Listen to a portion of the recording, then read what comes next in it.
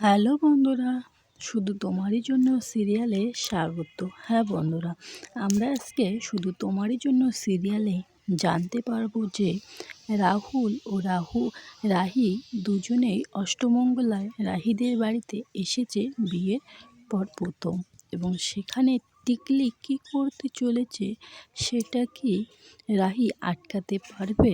তো এইসব কিছু জানতে হলে ভিডিওটা না টেনে পুরোপুরি দেখতে থাকো। যখন রাহি ও রাহুল বেরিয়েছে অষ্টমঙ্গলায় আসার জন্য, রাহিকে তার পিসি ঠাম্মা বলে উঠল, তুমি এই বাড়ির বড় বউ, তুমি এইরকম কীরকম করে সেজে উঠেছ? গয়না কোথায়? দেখতে তো পারছি না। আমি যেগুলো গয়না তোমাকে দিয়েছি তুমি সেগুলো গয়নাই পরো। সে রাহির কথা, তখন রাহি ঘরে গিয়ে সে গয়নাগুলো পরে আসলো এবং রাহুল ও রাহি দুজনে মিলেই অষ্টমঙ্গলায় চলে গেল রাহিদের বাড়িতে, এবং সেখানে গিয়ে তাদেরকে বরণ ডালা যা কিছু নিয়ম করতে লাগে করছিল।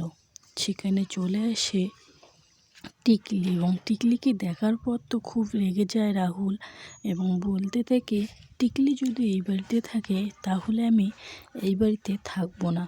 তখন সবাই মিলে রাহুলকে বলতে থাকে, টিকলি এই বাড়িতে থাকবে না, তুমি যতদিন থাকবে তোমার ইচ্ছে হয় তুমি থাকো, কিন্তু টিকলি এই বাড়িতে থাকবে না। টিকলিকে তার ভাই হাত ধরে টেনে নিয়ে যায় বাইরে, কিন্তু টিকলিও তো যাবে না। টিকলি হচ্ছে নাছোড়বান্দা মেয়ে, সে যেভাবেই হোক রাহুল ও রাহির সম্পর্ক নষ্ট করবেই। তারপরে যখন সন্ধ্যা হয়, খাওয়া দাওয়া হওয়ার পর রাহুল ও রাহি দুজনেই তার রুমে শুয়ে পড়ে এবং গয়নাগুলো রাহি খুলে রেখে দেয় নিচের পাশেই। টিকলি চুপি চুপি এসে সেই গয়নাগুলোকে দেখে ফেলে এবং দেখার পর সে মাথায় আইডিয়া বাই করেছে, এই আসল গয়নালা বিক্রি করে যদি আমি নকল গয়না ওর এখানে রাখি, ও তো বুঝতেই পারবে না। আর পিসি ঠাম্মা ওকে দেখে, এই গয়নাগুলোকে দেখে ওর উপর আবারও রেগে যাবে, ওকে বাড়ি থেকেই বের করে দেবে। সেই ভাবনা, সেই কাজ।